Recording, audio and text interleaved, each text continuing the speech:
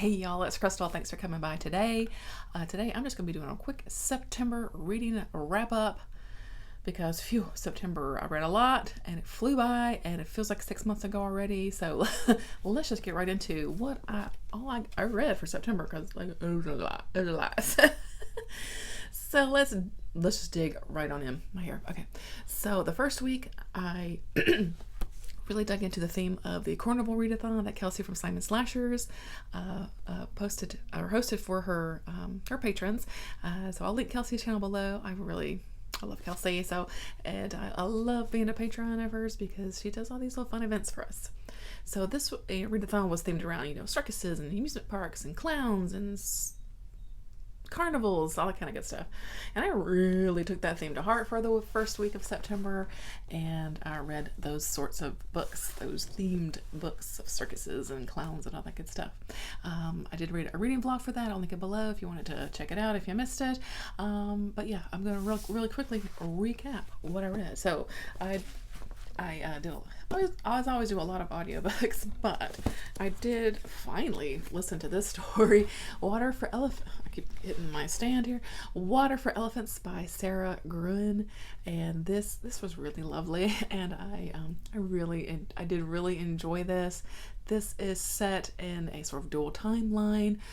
We have an elderly man who's kind of in a nursing home facility in the more present storyline, and he is kind of living, kind of thinking back to his time of working in the circus in the sort of 1920s? I forget the exact time period now, but in his early 20s, and kind of what happened in the circus and all that kind of good stuff.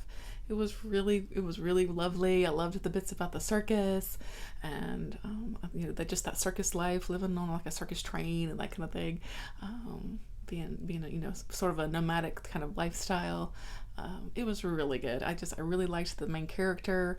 He's sort of naive kind of young man who kind of has some awakenings, and yeah, it's just really good. It was really good if you like, kind of historical fiction, or not really historical fiction, but you know what I'm saying, just, slice of life kind of stories of a man telling his kind of life story. You might enjoy it. I thought it was quite lovely. And then I read A Lower Deep by Tom Piccirilli. This was pretty good. I didn't really know kind of what to expect. I knew I had this really creepy clown on the cover, this old kind of Harlequin type clown, and who does make an appearance in the book. I'm happy to report, because sometimes these old school covers, you never know, like the covers can be a bit misleading, This one, as I drop the book on the floor, this one follows a sort of man who he's like a conjurer. He's sort of a medium type of guy, and he sort of had broken away from his sort of coven, his group, right, because of things, and but he's being pulled back into it to summon something. I don't know, it gets a little weird. There's a lot of like jargon in here that if you were like not at all into the, well, and not even just witchy stuff, but like even like religious type stuff, like angels were listed and things like that. Like I don't know angel names, you know what I mean?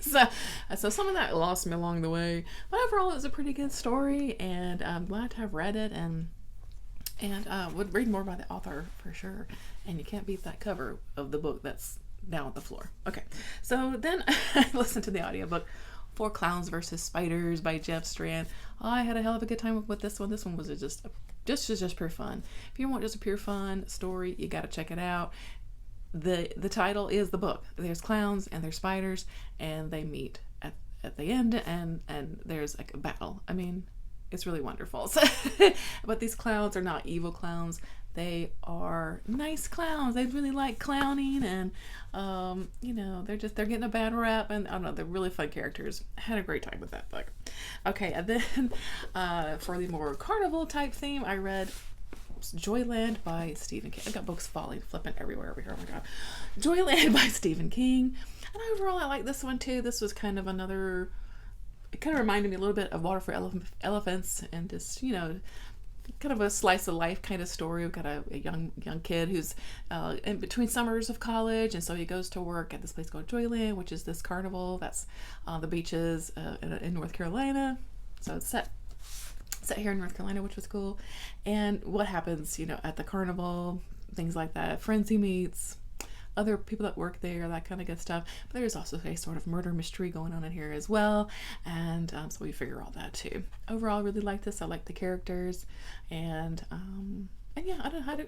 It was a decent one. I liked this one for King. It was not too crazy long, so yeah, I enjoyed my time with that one. And the setting, it was something like the 1970s. I like the time period, like the setting of this kind of old school kind of carnival. Yeah, it was fun. It was a fun one. I liked it. And what's next? Oh, I can't forget Big Top Bukkake Party, the clown smut that I read. This is by Roxxy Fontaine. You can find this on Scribd. It's a short story. It's a woman having sex with a lot of clowns. I mean, I don't know what to tell you. Okay, you just gotta read it for yourself.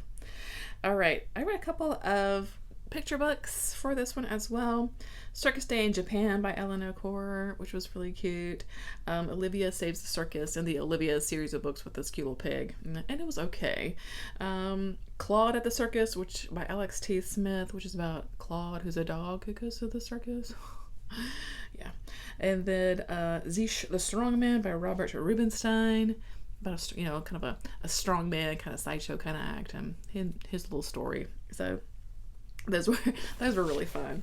And let's see, I did another middle grade story. I read Circus Mirandus. This is by Cassie Beasley. Just a reminder of this gorgeous book cover. What? Stunning. This one was really good. It's we've our young kid Aaron he lives with his grandfather who has gotten ill, and so he tells all growing up, he's heard of the stories about Circus Mirandus, the magic of Circus Mirandus. And so the grandfather tells the little boy, like, the guy, what's his name? The light bender of Circus Mirandus, who performs at the circus, owes the grandfather a miracle, so kind of owes him something. And so the little kid's kind of trying to find Circus Mirandus, to find the light bender, to try to help his grandfather out, because like I said, he's ill and not doing well. It was a really delightful, a lot of whimsy in here. Of course, a lot about a circus, and the circus is a magical type of circus. It's not your typical circus.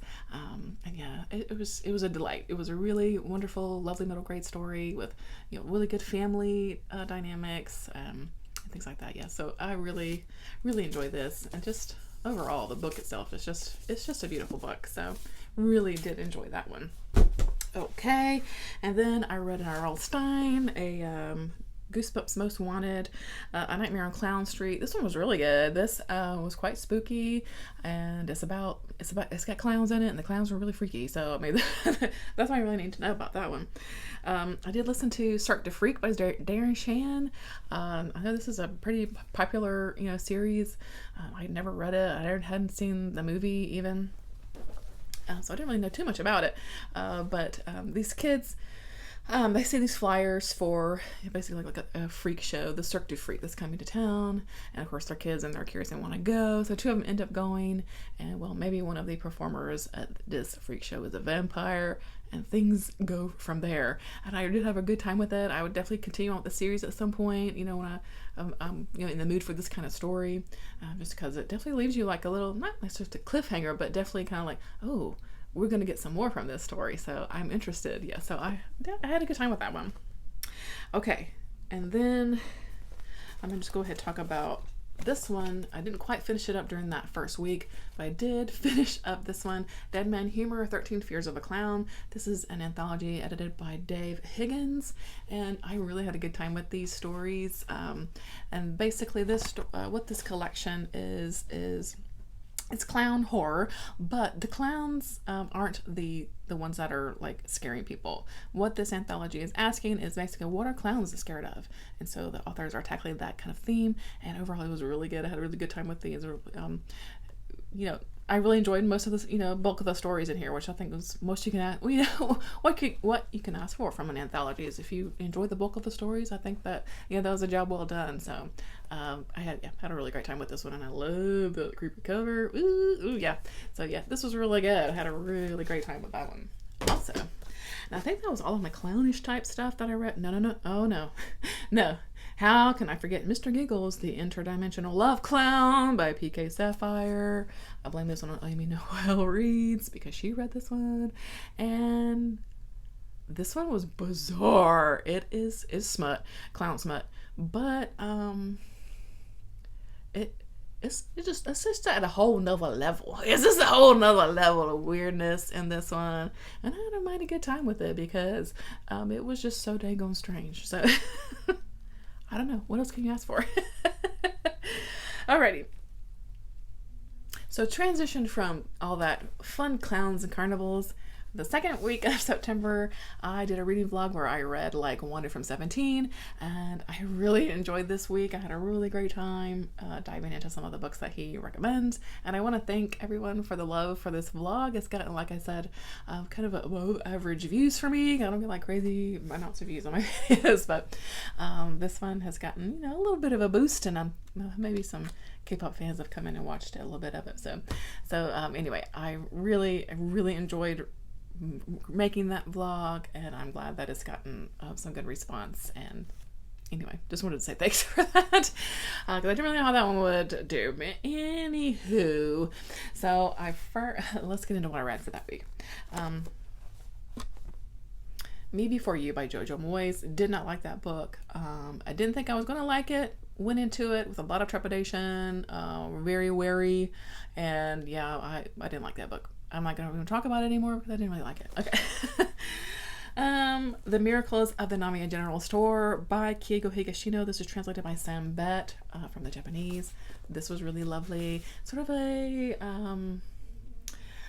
kind of a feel-good story, but also looking at life, sort of decisions that you make in life, how that kind of affects things in the future. Basically, we open up, we've got three young men who they've committed some sort of crime. We don't quite know yet, but so they're hiding out at this old kind of abandoned general store, which is the Namiya General Store. Now, this store has a history to itself of the sort of previous owner used to sort of take in letters from people and give advice. It started out as this joke with like neighborhood kids, but it turned into like a real thing, and he really enjoyed giving this advice. People would ask him like really serious things, and it was a thing with letters, right?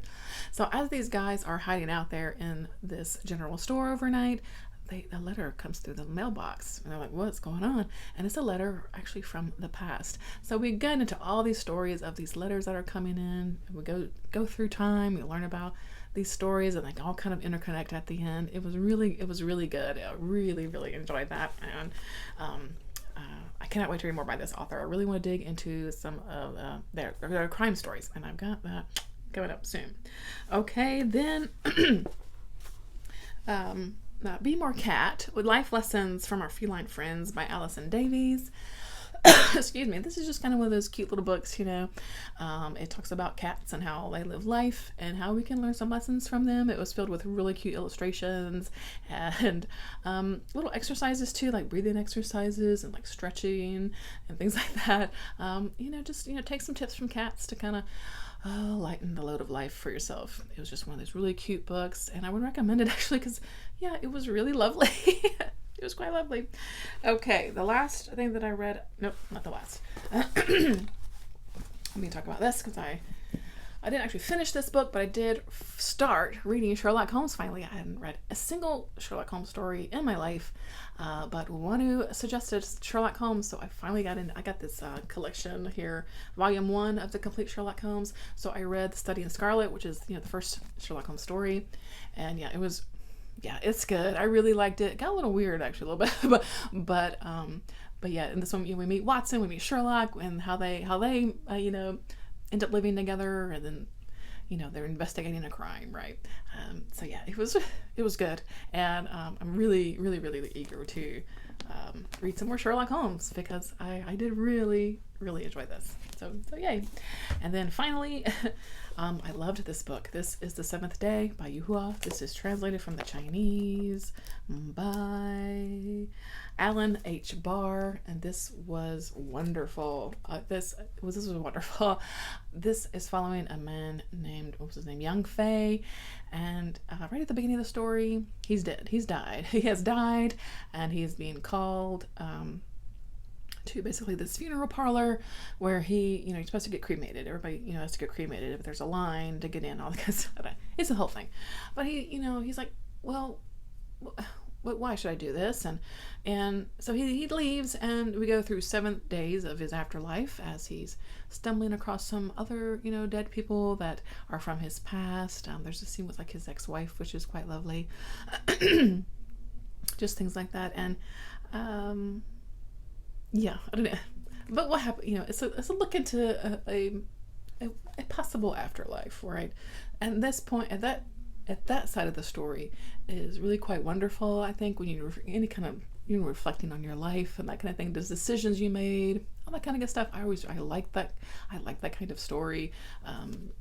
Death and afterlife is both like really terrifying to me, but also like kind of interesting, to think about also. So I really liked that bit that was going on in here.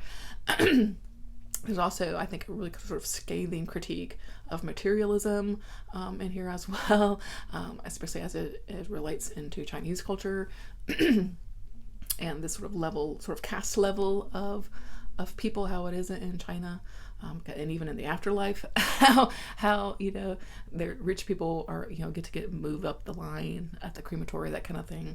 And if you don't have burial places, then then your sort of afterlife soul, body, or whatever, just doesn't have a place to rest, that kind of thing. Because if no one can afford to buy you a burial plot, back in the living world, it's all about the money, right? The haves and have-nots, and the wanting more and more and more, and things like that. And what's important in life and what's not important in life, all that's going on here. It was, and in just a couple hundred pages. Really loved this. I was just sobbing at the end of this book. It was touching, moving. I loved it. I loved it so much. And this was my favorite. Probably my favorite. Was my favorite book of the month? I don't know. Maybe not, but favorite book of that week for sure. I loved this, and absolutely cannot wait to read more by this author. So yay! All right. So then I just, started digging into some of my Shorty September stuff. Some of that fit into Shorty September, but I kind of wanted to, dig into more of my Shorty September stuff. So I did finally, I feel like finally, I read The Outsiders by S.C. Hinton, and I read this for the, Modern Classic Denim Shorts, yeah. And yeah, this was wonderful. And I don't know, was it good because I love the movie so much? You know what I mean? I don't know, because I've seen the movie like a bajillion times, And the story really follows close to the movie. So if you've only seen the movie, it definitely, follows close to this, the story. And, but these characters I think are just what are so wonderful. Pony Boy and Johnny, and I don't know, it's just so good. And it's just a sort of glimpse of life at this particular period of time, this particular place, which is just, I think, just so wonderful. And again, it's just sort of discussion of class too, and rich people and not rich people, that dividing line and all that good stuff. So yeah, it was lovely. I loved it. Okay, let's see. I read some manga. I read some lovely manga. Oh my gosh, I'm so excited. I finally started the Cherry Magic series, and I loved this so much.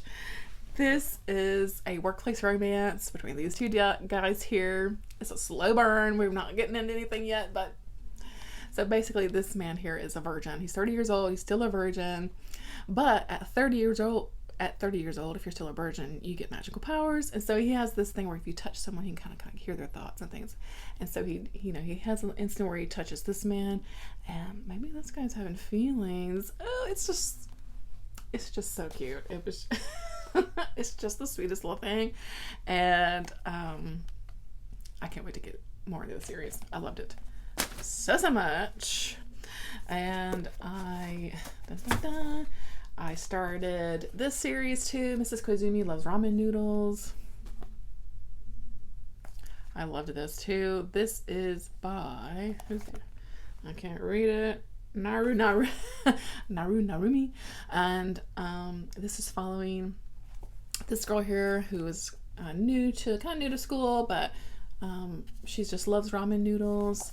This girl here is kind of obsessed with Miss Kazumi because she just seems like really super cool, and she's like curious why she loves ramen noodles so much. And I think we learn in later episode or later volumes why Miss Kazumi likes ramen noodles so much. So there's a lot of like talking about ramen noodles and food and going to eat ramen noodles and just like really lovely imagery of like eating noodles. So if you are a noodle lover like me, I think you will just really enjoy this as sort of a food manga. But there's also like, I think there's something that's going on here. That we will discover in later volumes. So to wrap up some manga reading, Donuts Under a Crescent Moon Volume 1. This is by Shio Usui. Hope I'm saying that correctly. This is another kind of workplace romance, actually. I mean, these two lovely ladies here. Oh my god, they're kind of opposites. Or they have, yeah, they're opposites. So this girl here she's trying to do what she's supposed to do, like take care of herself, do her hair a certain way, spend money on clothes, try to look a certain way, try to go on dates so she can meet a man and get married, yada yada yada. Like she's trying to do these things she's supposed to be doing, right? And then we have this one here who she's kind of not really into that. She's got other things going on in her life, like she's taking care of her younger sister, that kind of thing. So she's just got other things going on. There's donuts involved in here. This is another kind of food story. And yeah, so we have Uno. Yeah, Uno is our main character. Yeah, Uno Hinako. And then this is Sato. Okay, I'm always bad at remembering names. But anyway, another slow burn kind of romance, but I've got volume 2. I can't wait to read. And I love romance mangas. So yeah, I loved it. Okay, I read My So-Called Life. This was fantastic. I love this so much. This is based on the series, the TV series. This is written by Catherine Clark, and it's basically kind of gathering the whole TV series into this little book. So you kind of hit some highlights of the story, right? We meet Angela Chase, we meet her friends, and yada yada yada. And if you've seen the story, if you've seen the TV show, you know what's going on in here. It's perfectly wonderfully 90s. It's still just, even as a 46-year-old woman, I still identify with Angela Chase so much. Like, to me, it's just perfectly captured what it's like to be a teenage girl in the 90s, like I was back in the day. And I don't know, I just loved it. I loved it so much. And yeah, I wish that show didn't end so early. But anyway, okay. Alrighty. What's next? I read the 4 volumes of Ascender by Jeff Lemire, artwork by Dustin Nguyen, and this is a continuation of the Descender series, so you definitely want to read Descender first before tackling Ascender. But I love this series. I love Descender and I loved Ascenders. I love how everything, just kind of wrapped up, and I loved it. This takes place 10 years after the events of Descender, after these sort of robot wars and all that kind of good stuff that you see in that one. So this is a sci-fi graphic novel series with some of the most beautiful artwork. I love it so much.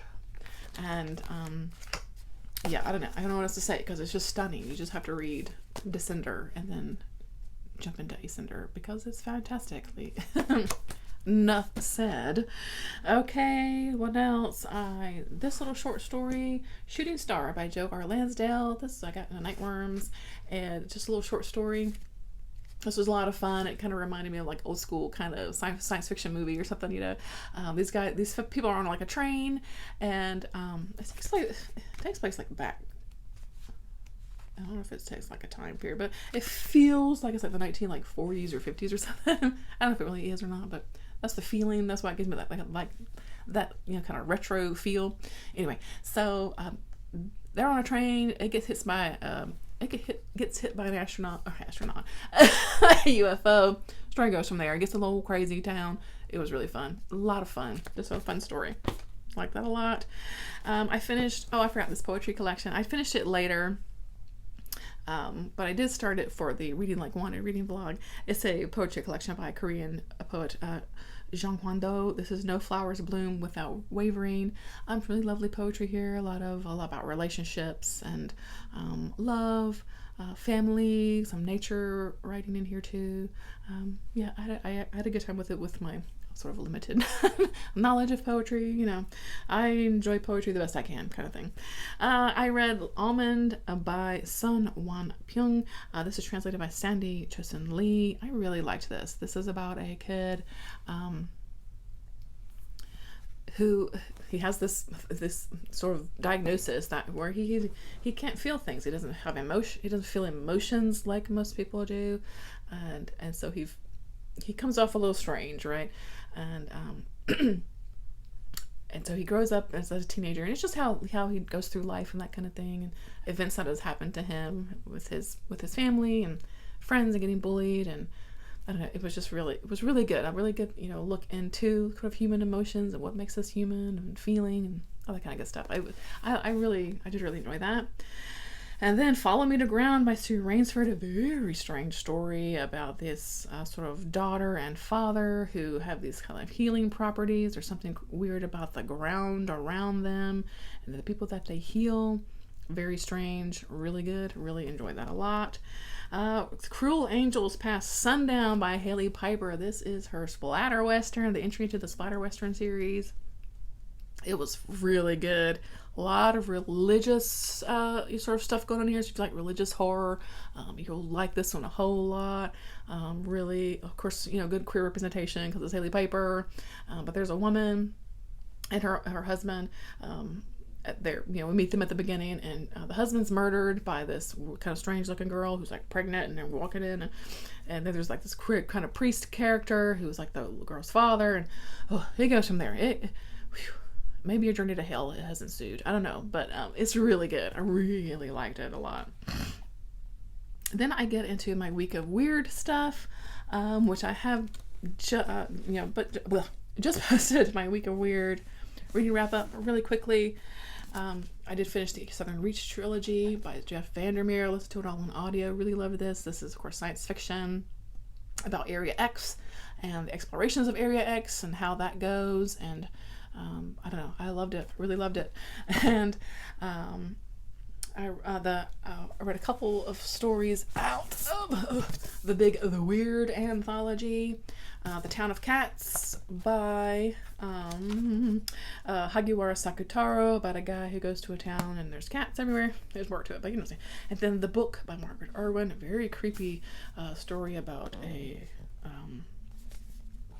book, a creepy book basically that maybe is sort of telling this man to do some sinister things. It was pretty good. I read the short story collection Jagannath by Karin Tidbeck, a Swedish author. Some really weird stories in that collection. Really enjoyed that collection overall. Some as short stories you enjoy some more than others, but overall a really solid collection of very strange stories. And it was really good. Let's see, I read a lot of the short stories from the Tor Nightfire Come Join Us by the Fire audio only collection. I listened to them on Scribd. Should I go through all of them again? I read them all again. So Beware of Owner by Chuck Wendig, Was She Wicked, Was She Good by M. Rickert, This Guy by Chuck Wendig, Daddy by Victor LaValle, love that one. Black Neurology by Richard Caudry, The Pond by Paul Tremblay, that was good. Midnight Caller by Stephen Graham Jones, excellent. The Girls from the Horror Movie by Gwendolyn Case, that was good. These Deathless Bones by Cassandra Call, very good. It Washed Up by Joe R. Lansdale, another short but effective one. Flayed Ed by Richard Caudry, yeah. No Matter Which Way We Turned by Brian Evanson, very good. A Life That Is Not Mine by Christy DeMeester, very weird and strange. Greener Pastures by Michael Wehunt. Yes. I also listened to The White People by Arthur Machen, and this was really good. It was really creepy. there's kind of a two parts of the story. There's these guys that are talking about like sin and all that kind of stuff, and then there's a story about this girl who sees what goes off into the woods, and there's the white people and this whole sort of little land that they live in, and things are weird, you know. But anyway, it felt a little disjointed, but overall pretty creepy. You know, nice classic weird story. Then I ended Week of Weird with Hearts of Oak by Eddie Robson, and frippin' love this. Maybe this is my favorite book of the month. I don't know, because I really love this book. I think because it just took me so much by surprise, and because it was just so dang strange, and it went in some places that I just was not expecting. It was just so good. So there's this little town where everything's made of wood, and they're always reconstructing and rebuilding. There's a king, and he has a little person that helps, well, not a person, a thing that helps him out. It's like a talking cat, and there's like planners and city planners and architects, and they're always like rebuilding this. It's like always constant construction going on. Things are not what they seem. It gets strange. It gets weird, and I loved it. So yeah. And that was my month, and it was a delight. I had a wonderful month. I read a ton of stuff, and yeah, it was good. I had a really good month. So let me know what you got into for September, and what was your favorite thing that you read? Because I want to know. All right, thanks for watching. I'm gonna go ahead and wrap this up because it's crazy long, and I will catch you in the next one. All right, bye guys.